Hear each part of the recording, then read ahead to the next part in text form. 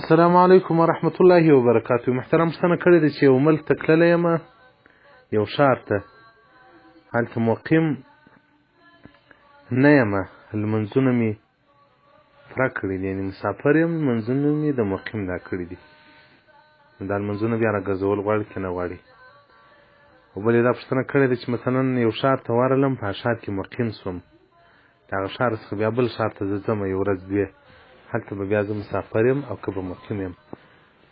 اوس مثلا کابل ته راغلی، په کابل کې مقیم شو، اوس له کابله څخه بیا موږ دا ښار ته ځي یا لوګر ته ځي. مثلا اسلام آباد ته راغلی، اسلام آباد کې مقیم شو، له اسلام آباد څخه بیا هغه پنډیو دغو منطقو ته ځي.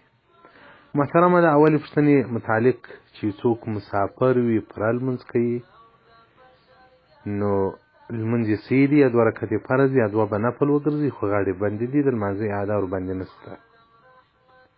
ځکه فقهای کرام وایي په مسافر باندې دوه رکعته فرض دي، څلور نه دي فرض.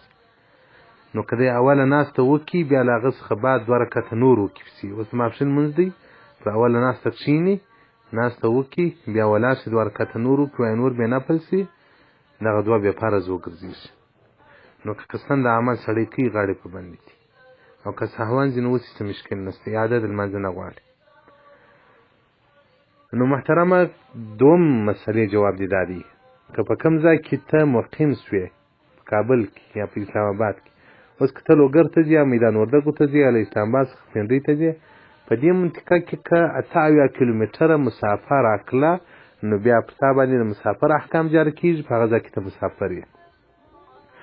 او که له ښاره څخه ته وتې دومره ځای ته تللي چې 88 کیلومتره مسافه نه پوره کېدله، بیا نو ته مقیم یې، لمونځ به هلته پوره کوې، قصر به نه کوې. فتاوای هندیه جلد اول صفحه 193 باب صلات المسافر الباب الخامس عشره، او دغه رنګه رد المحتار، او دغه رنګه تبیین الحقایق جلد اول صفحه 511 باب صلات المسافر. والسلام علیکم ورحمة الله وبرکاته ومغفرته.